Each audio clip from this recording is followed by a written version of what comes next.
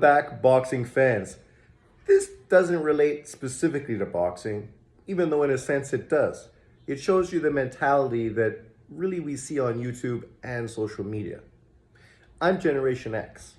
I was just watching this video from this fat, bearded, capped, older dude who obviously is the same age as me or similar. And he is a Generation X guy, and he's talking about what makes us different than you.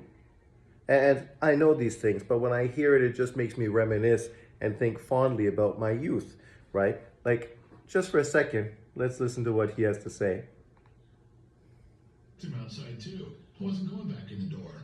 My parents didn't want me back in the house. The rule was stay outside, don't get in trouble. We'll see you when the street lights came on. That's what.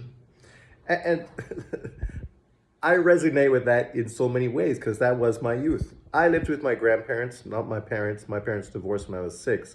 So I wasn't even growing up with,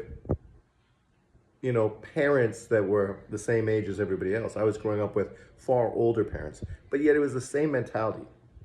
If you go in the house, then you're going to help garden, cut the grass, pick the weeds. You're going to help do something in the house. You're not sitting around the house watching TV.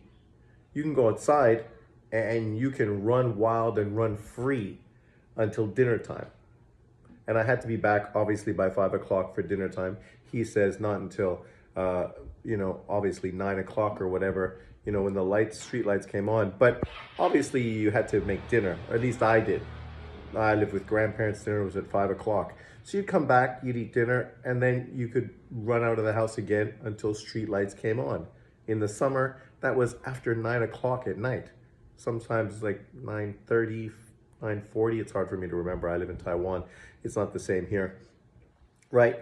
Which meant we were running wild. We were free, right? You guys, this modern generation that's so woke and so pampered, they've had helicopter parents around them the majority of their lives, right? They stayed in the house consistently, on social media, in front of the screen, right? This isn't our life. We did not do that. That came from. But how did that make us better than you? It's real simple. We were unsupervised for 11 hours a day. We could go anywhere and do anything. And we learned what you guys did. We learned while we were outside. We learned to stay away from the white van with the creepy guy giving out candy. We learned. And that's true. People act like now it's more dangerous than it was when I was a kid. It wasn't more dangerous. There was the same kind of threats out there. You could easily get bullied by bigger kids. There was still pedophiles out there that people warned you about, but you traveled in groups. You didn't buy into any of that kind of stuff. You didn't put yourself in a position where you became a victim, right? And because of this, you were able to direct your own life. You did not need to be monitored and controlled and told what to do and how to do it.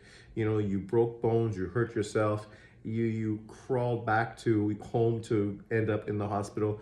You were self-sufficient. And in life, that's obviously benefited us because now as adults, we're also self-sufficient. We're not mollycoddled and looking for the government to take care of us. We're not playing the victim every time we turn around, crying and moaning about, it's not me, it's them. They're doing this to me. Only if I could have this would my life be better. No, you don't hear us doing that. Generation X people don't do that. What it was like to be scared of the house on the hill where all the horror stories came from.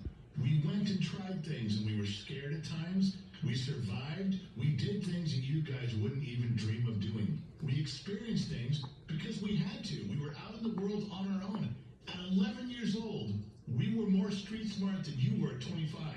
No, it wasn't always easy. And some of us didn't make it. And that's true. And as he said, some people didn't make it. My sister had friends that died because they were sitting in the back of a pickup truck, right? Very dangerous. You wouldn't see that so much today, unless obviously you really live in the Midwest or the boonies. But that was not unusual.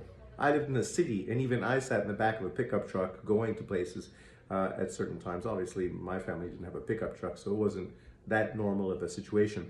But in my school, they were shingling the roof to a house. All these shingles fell into our schoolyards. What do we do when you see a bunch of shingles in the schoolyards? Of course, you start throwing them around like frisbees. One kid got caught in the eye, lost his eye, right? This is the kind of stuff that we did daily. People got injured. You got stronger because of it, right? When you don't have people controlling you and telling you what to do, sometimes you did things that were stupid and reckless.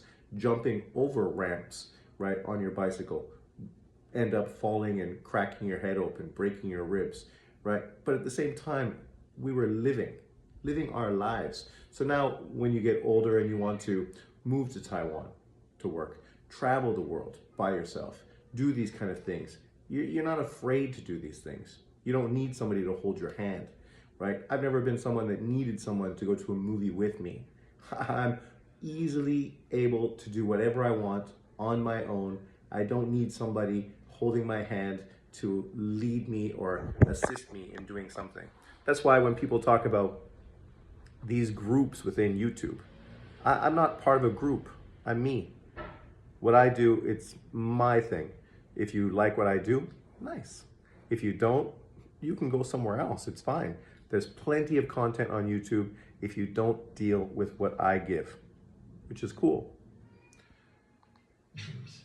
We learn to take pleasure in things like laying on our backs and staring at clouds for hours, watching airplanes land, things you guys have no concept of. We learned what to do and what not to do. We made the mistakes and we had great successes and great adventures. Because we had to figure things out ourselves or as a small group of kids, we are without a doubt the most well-rounded, seen it all, been there, done that, not fazed by much generation that's ever been. Simply put, left unsupervised as children, we either sank or we swam. We learned and we lived. Something you got. That's it. It's what people say, you know, the strong survive.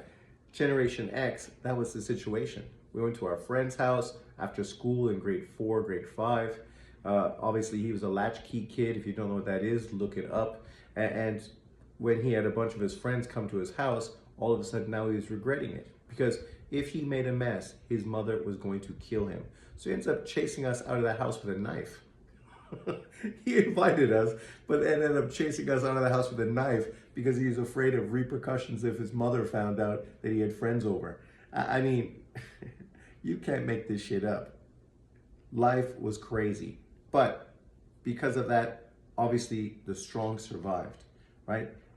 You guys live in a generation where social media, you don't even socialize face to face with people, right? Our whole lives was about socializing face to face. Nobody had a phone. We had a little black phone at home that people barely even used, unless, of course, you ended up having a girlfriend and doing all those late night phone calls, if you could, behind your parents' back, because of course they had to pay for the phone bill and they'd be pissed off. But this is what we did. This is the lives we live. And now as adults, when we go on YouTube, we can give it and we can take it. We grew up and ripping our friends apart in front of everybody else. That was normal. That's how we socialized. If you couldn't take it, you became a victim and you consistently became the butt of the joke. You have to be able to take it and give it. And if you could, you were fine. Nobody would bother you, right? You have to show thick skin. Unfortunately, a lot of people on YouTube now, they don't have thick skin. They're like soft, pampered. If you don't agree with them, they block you, they close your channel. They show the pampered, woke pussification that's made them who they are, right? Unfortunately for them, you know, they're not part of Generation X. They never will be, they never were. And they missed out on a lot of life experiences and independence because of that. You guys will never understand, so don't ever compare us to you. When you sit there and tell us how tricky and complicated your childhood was, we laugh a little bit inside because it's a joke. You have no idea what it's like to be Generation X, but if you listen, you just might learn a few things. And it's true. These people didn't get hit in school when they were punished by principals or teachers. No, they have no idea what life is because everything they've done has been watered down, woke, pampered, you know, and, you know, I'm sure there's benefits from these new generations. Obviously, technically, maybe they are more proficient than older individuals like myself who didn't get computers until we're in our 30s, whereas these kids grew up with them. But at the same time, you know, unfortunately for you, you haven't built independence, right? You're still hanging on your mother's skirt hem, you know, expecting her to help you with everything you do. These people that don't want to pay for pay-per-views, they'd rather steal. This is the modern generation, right? It's always easy to make an excuse. It's always easy to blame somebody else. It's never easy to take responsibility. But leave your comments below. Thanks for watching. And if you're Generation X, leave a thumbs up in the comment section.